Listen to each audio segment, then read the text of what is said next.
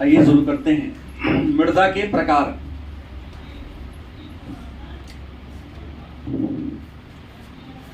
मृदा के मिट्टी के कितने प्रकार हैं, इसके बारे में हम लोग क्या करेंगे, चर्चा करेंगे। तो पहले तो बता दें कि संसार में अनेक प्रकार की मिट्टी पाई जाती है। तो मिट्टी का वर्गीकरण विद्वानों ने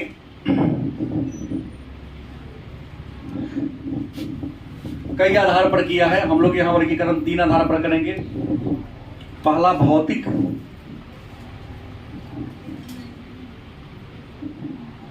गुण या कण के आधार पर। भौतिक गुण या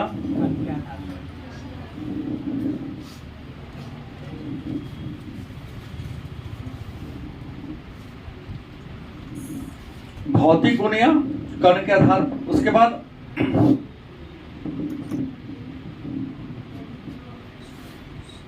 स्थिति के आधार पर। स्थिति के आधार पर। और तीसरा वर्गीकरण है रंग के आधार पर। तो संसार में जितने भी मिट्टियां हैं, लगभग उन मिट्टियों को 3 आधार पर ही वर्गीकरण किया गया है। पहला है भौतिक गुण। भौतिक का मतलब क्या होता है, बाहरी, या कण मतलब मिट्टी का जो दाना होता है उसको कण कहते हैं। तो अगर आप मिट्टी देखें हैं तो मिट्टी की दाना का साइज भी अलग अलग होता है। अगर आप बालू ही देखे हैं, जैसे पीला वाला बालू है, तो पीला वाला बालू भी 3 साइज का होता है। एक बहुत महीन होगा, एक महीन होगा, एक मोटा होगा। ऐसे ही आप नदी के किनारे जो उजला बालू देखते हैं, उजला बालू भी कम से कम 3 साइज का होता है। कुछ बहुत ज्यादा महीन होगा आटा की तरह, कुछ उससे थोड़ा सा क्या होगा, मोटा होगा, कुछ बहुत ज्यादा मोटा होगा, जिससे आप ईंट की जुड़ाई कर सकते हैं। तो भौतिक गुण या कण के आधार पर मिट्टी के 3 प्रकार हैं। पहला है बलुई मिट्टी। और मिट्टी है बलुई मिट्टी। मतलब होगा ये बलुई मिट्टी कहते किसे हैं, तो वह मिट्टी जिसमें बालू की मात्रा अधिक होती है। जिस मिट्टी में बालू की मात्रा, उसमें जीवाश्म 9 के बराबर होता ही नहीं। तो जिस मिट्टी में बालू की मात्रा ज्यादा होगी उस मिट्टी को क्या कहेंगे, बलुई मिट्टी कहेंगे। दूसरा है चीका। दूसरा कौन है, चीका, जिसको चिकनी भी कहते हैं। चिकनी मिट्टी, चिक्का मिट्टी या चिकनी मिट्टी मतलब वह मिट्टी जो नदी, जो पांख जिसको कहते हैं, गाद। नदी में जब बाढ़ आती है तो नदी अपने साथ पांख लेकर आती है, मतलब गीला गीला। तो उसके जमा होने से जो मिट्टी बनता है उसको हम कहते हैं चिकनी मिट्टी या चीका मिट्टी। पैर बहुत स्लिप करेगा इस पर, लेकिन यह मिट्टी सूखने पर बहुत कठोर हो जाता है, नहीं दरार फटना शुरू हो जाता है। हाँ, तो वो तो अलग हो गया, फिर वो तो और इससे कठोर मिट्टी है। वो तो मूला गीला है फिर भी कठोर है। कल हनाटा के समय जो निकलता है और वो गीला है उस समय भी कठोर है जी, हल्का काला। अगर वहाँ हल्का काला, अगर उससे पत्थर को मारो, पत्थर फूट जाएगा, वो मिट्टी नहीं फूटता है। इतना मजबूत है वो, बहुत ज्यादा। तो चीका या चिकनी मिट्टी नदियों के द्वारा बाढ़ के क्षेत्र में जो गाद या अवसाद लाकर जमा किया जाता है, उससे जिस मिट्टी का निर्माण होता है उसको हम चीका या चिकनी मिट्टी कहते हैं। इसकी खासियत है कि बहुत ज्यादा उपजाऊ होता है। इसमें ह्यूमस और जीवाश्म की मात्रा क्या होती है, ज्यादा होती है। पैर बोले ज्यादा स्लिप करता है पानी पड़ने पर, लेकिन थोड़ा भी धूप लगेगा दरार फटेगा। ये क्या फटेगा, चिकनी मिट्टी की खासियत, उसमें धूप लगेगा, हवा बहेगा तो दरार फट जाएगा सीधा। दरार फट जाएगा तो जोतना भी संभव उसको जोतने के लिए आपको पहले पानी ही पटाना पड़ेगा। जैसे आपके ही खेत खलिहान में ऐसा मिट्टी होगा तो कुछ ऐसा दोमट ऐसा मिट्टी होगा जिसको आप बिना पानी पटाए जोत सकते हैं। लेकिन गेहूं काटने के बाद कुछ ऐसा आपका खेत होगा जब तक बारिश नहीं होगी उसको हल चलवे नहीं करेगा। तो हल नहीं चलेगा मतलब मिट्टी कठोर है, अब मिट्टी कठोर है मतलब होगा चिका मिट्टी होगा, लेकिन उपजाऊ ज़्यादा होता है। इस तरफ धान उगा सकते हो, गेहूँ उगा सकते हो, जो फसल चाहो उगा सकते आप। और उत्तर भारत को जो मैदान है इसमें अधिक से अधिक इसी प्रकार की मिट्टी देखने को मिलती है। और तीसरा जो मिट्टी है भौतिक गुण के आधार पर उनमें दोमट मिट्टी। दोमट माने दो को माटी के मिलने से, दो प्रकार के मिट्टी के मिलने से जिस नई मिट्टी का निर्माण होता है उसको हम। और दोमट मिट्टी क्या है? तब बलुई मिट्टी और चिकनी मिट्टी के मिलने से। और दुनिया में सबसे ज्यादा उपजाऊ मिट्टी में इसकी गणना होती है। यह मिट्टी हल्का होता है, दोमट मिट्टी। इसी को काली मिट्टी कहते हैं? नहीं, काली अलग हो गया, वो तो काली हो गया जो ज्वालामुखी के लावा जो होता है, लावा के टूटने फूटने से बनता है। दोमट मिट्टी ये जो बगल में खेत में दोमट मिट्टी। चिकनी मिट्टी में बालू मिला दीजिए, लेकिन परसेंटेज याद नहीं हो, 70% चिकनी मिट्टी हो, उसमें 20-30% क्या हो बालू मिला दीजिए, दोनों ये कर दीजिए, तो दरार भी नहीं फटेगा और ज्यादा कठोर भी क्या होगा नहीं होगा। तो चिकनी मिट्टी दो प्रकार के मिट्टी के मिलने से जिस नई प्रकार के मिट्टी का निर्माण होता है उसे क्या कहते हैं? दोमट मिट्टी के नाम से जानते हैं। और गंगा के द्वारा उत्तर भारत के पूरे मैदान का निर्माण किया गया है। तो गंगा के मैदान में पूर्णतः दोमट मिट्टी पाई जाती है। अब स्थिति के आधार पर कुछ मिट्टी का प्रकार है। तो स्थिति के आधार पर जो पहला मिट्टी है उसका नाम है स्थानबद्ध मिट्टी। पहला कौन है? स्थानबद्ध मिट्टी। कौन है? इसका अन्य नाम है अवशिष्ट मिट्टी। अवशिष्ट मन में प्रश्न होगा, स्थानबद्ध मतलब वह मिट्टी जो खास स्थान पर मिलता है, जहां पर चट्टान टूटा उसी जगह मिट्टी बन गया। जिस स्थान पर चट्टान टूट फूट हुआ उसी स्थान पर यदि मिट्टी का निर्माण हो गया तो ऐसी मिट्टी को हम क्या कहेंगे? स्थानबद्ध मिट्टी के नाम से जानते हैं। क्योंकि चट्टानों के टूटने फूटने से उसके अवशेष के मिलने से बना है, तो नाम दे दिया अवशिष्ट मिट्टी, इसका नाम हो गया। चट्टानों के टूटने फूट कर अगल बगल में बिखर जाने से उसी स्थान पर जो मिट्टी का निर्माण हो गया उस मिट्टी को क्या कहते हैं? दूसरा जो मिट्टी है वाहित। क्या है? वाहित मिट्टी। इसका अन्य नाम है जलोढ़ मिट्टी। कौन मिट्टी है? वाहित मिट्टी या जलोढ़ मिट्टी। जलोढ़ नहीं कीजिए, उसको स्थानांतरित कर दीजिए।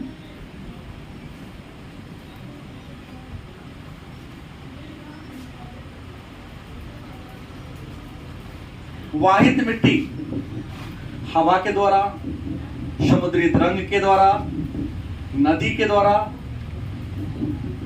एक स्थान से दूसरे स्थान तक बहाकर लाई गई जिस मिट्टी को हम क्या कहते हैं? वाहित मिट्टी कहते हैं। मतलब हवा का झोंका चला, मिट्टी को उड़ा के लेगा, कहीं पर जाके जमा कर दिया। नदी आई, अपनी मिट्टी को कटवा कर लिया, कहीं पर जाके मिट्टी को बिछा दी। समुद्र में तरंग आया, अपने साथ मिट्टी को लेके गया, कहीं पर जाके बिछा दिया। तो हवा के द्वारा, जल के द्वारा, समुद्री तरंग के द्वारा एक स्थान से मिट्टी को उठाकर ले गया, दूसरे जगह उसका क्या कर बिछा करके समतल मैदान बना दिया, तो वाहित मिट्टी कहेंगे। बहा कर लाया गया, और बहा के हवा भी ला सकता है, समुद्री तरंग भी ला सकता है और नदी भी ला सकता है। इस मिट्टी को क्या कहेंगे? हाँ, ये जो वाहित मिट्टी है इसके तीन रूप कह सकते हैं। हवा के द्वारा जो मिट्टी लाया जाएगा उसको लोयस,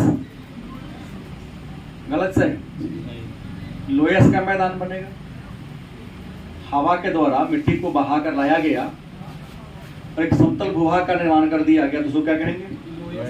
लोयस का मैदान कहेंगे। दूसरा जल के द्वारा, नदी के द्वारा जिस मिट्टी का निर्माण किया जाता है उसको हम कहते हैं जलोढ़ मिट्टी। कौन मिट्टी? जलोढ़ मिट्टी के तीन प्रकार है, पढ़े हैं आप लोग, है ना? कौन है? खादर, दूसरा कौन है? बांगर। तीसरा खादर है, बांगर है, काल है क्या? नहीं भब्बर है।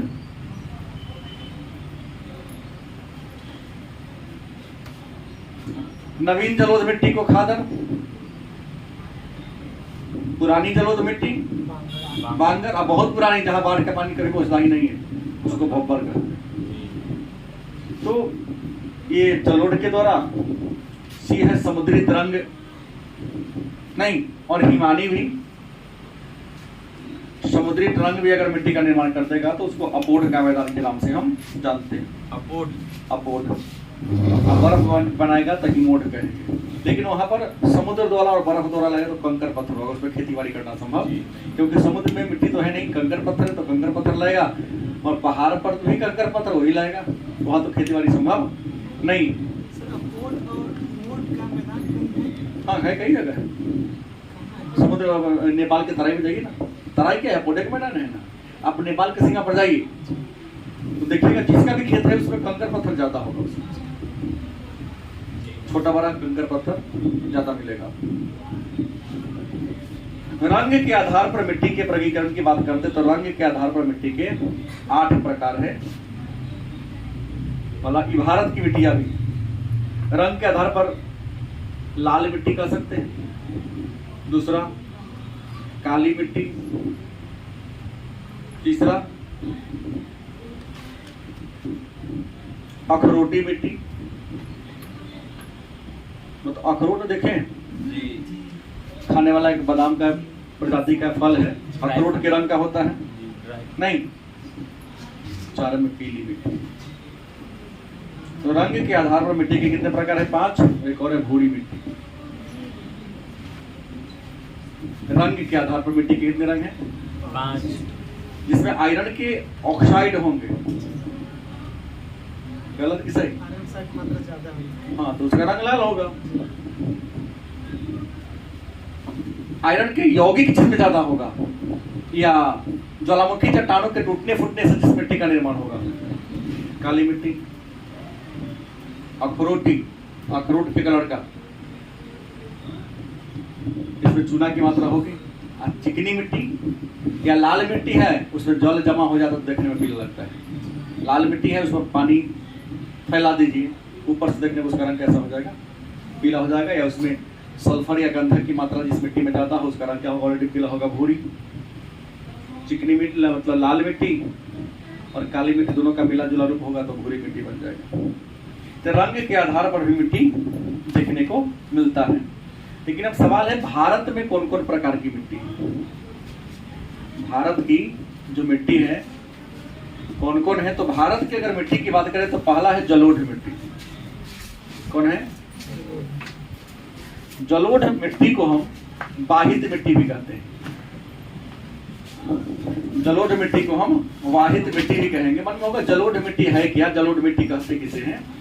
तो जल के द्वारा बहाकर लाई गई मिट्टी को, जल के द्वारा लुढ़का कर लाई गई मिट्टी को हम या बाहित मिट्टी, क्योंकि बहा के लाया गया है। और मैं पहले ही बोल दिया हूं, जो जलोढ़ मिट्टी है खादर, बंगर, भब्बर है, 3 प्रकार की है।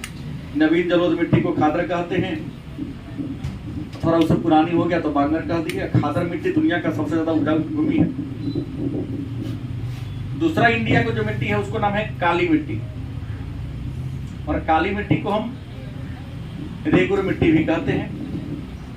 कपास और गन्ना की खेती के लिए सबसे फेमस है, क्योंकि महाराष्ट्र और गुजरात में काली मिट्टी है, इसलिए भारत में सबसे अधिक कपास की खेती गुजरात में होता है, सेकंड महाराष्ट्र में है।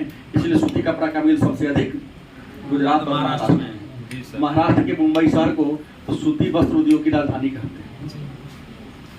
मुंबई शहर को सूती वस्त्र उद्योग की राजधानी या महानगरी कहते हैं, क्योंकि वहाँ उसके मुंबई शहर में सूती कपड़ा के लगभग बड़े बड़े 25 कारखाना है, बड़े बड़े, छोटे की गिनती नहीं होती। तीसरी जो मिट्टी है लाल मिट्टी। कौन है? भारत की मिट्टी की बात करते हैं। लाल मिट्टी वह मिट्टी जिसका रंग देखने में कैसा हो, और इस मिट्टी का रंग लाल होने के पीछे रीजन है, इसमें लोहा और मैग्नीशियम के खनिज इसमें ज्यादा होते हैं। मतलब जिस मिट्टी में लोहा और मैग्नीशियम का खनिज ज्यादा होता है उसका रंग कैसा होगा? या जिस मिट्टी का निर्माण आग्नेय चट्टान, आग्नेय चट्टान उस चट्टान को कहते हैं, पढ़ा दिया हूं पहले, जिसका निर्माण अग्नि से हुआ। धरती के जो तरल पदार्थ है उसको मैग्मा कहते हैं। मैग्मा जम गया तो वो अग्नि चट्टान बन गया, और अग्नि चट्टान के टूटने फूटने से आग का रंग ऐसे ही लाल होता है। जिसका मिट्टी का निर्माण होता है उसे क्या कहते हैं? लाल मिट्टी। और लाल मिट्टी में अगर जल जमाव हो गया, क्या हो गया? जल का जमाव हो जाता है, एक नया मिट्टी का निर्माण होता है, उसका नाम क्या होता है? पीली मिट्टी। क्या नाम पड़ता है? पीली मिट्टी पड़ता है।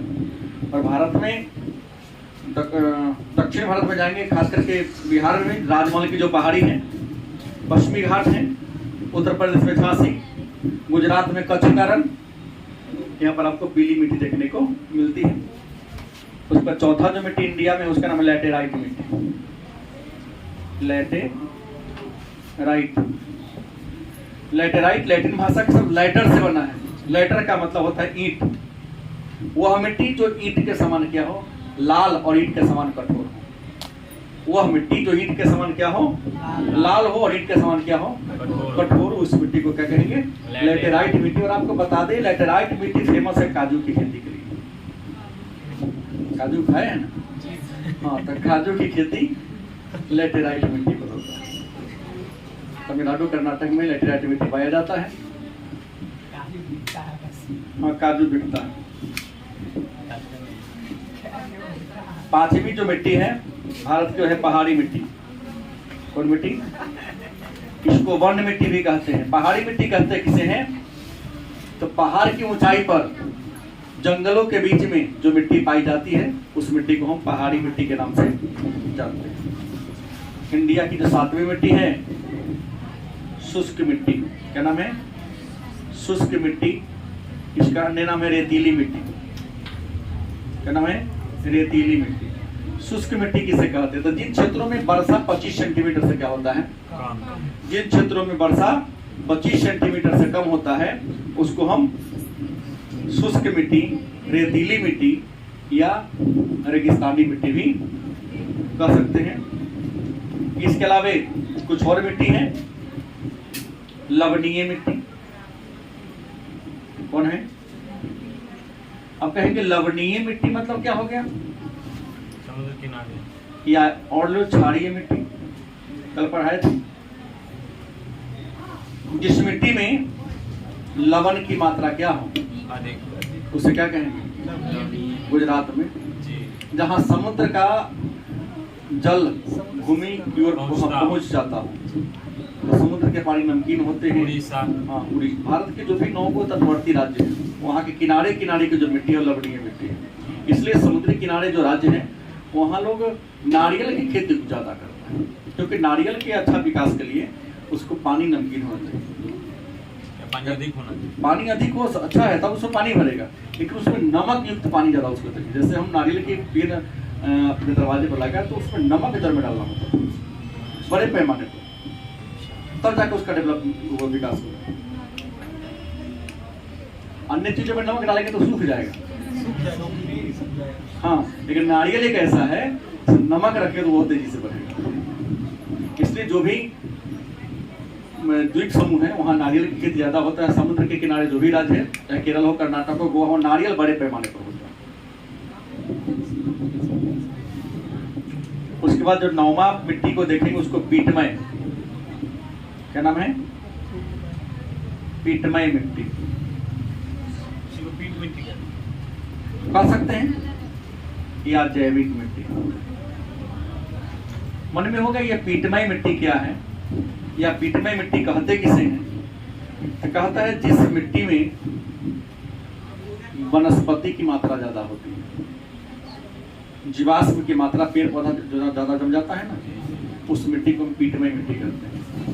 और पीटमय मिट्टी अपने बिहार में, पश्चिम बंगाल में, उड़ीसा में, तमिलनाडु में, इन क्षेत्रों में बहुत ज्यादा है। और पीटमय मिट्टी में जैविक उर्वरक की मात्रा ज्यादा होती है, क्योंकि आपके खेत में कुछ घास फूस जम गया, वनस्पति है, घास फूस को वनस्पति कहते हैं।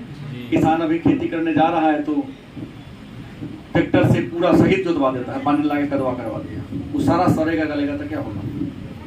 पिट में मिट्टी बनाएंगे। पिट में मिट्टी बनेगा। और उसमें यूरिया वगैरह डालने की जरूरत नहीं है, कम डालेंगे तो कम। तो इसलिए बिहार सरकार ने घोषणा किया था क्या कि गेहूं काटने के बाद धैंचा फ्री में बंटवाएगा, धैंचा भाव कर दो अपने खेत में। कैसे? धैंचा, धैंचा के पेड़ लगाओ, धैंचा बड़ा हो 2-3 फीट लंबा हो जाए तो उसको जोत दो, मूंग के जैसा उसका दाना होता है। लेकिन हम लोग होशियार प्राणी हैं, धैंचा लगा दिए, लमहर हो गया, छोड़ दिए, जलावन के रूप में बिया के दाल के रूप प्रयोग कर लिए। दिल्ली में धैंचा के दाल खाया कहेगा मूंग के दाल। हमने कहा भाई प्योर बिहारी हूँ, हम चिंता ही धैंचा नहीं, धैंचा है मूंग नहीं है, वो वाला मूंग है। कहा यहाँ सब इसी को खाता है।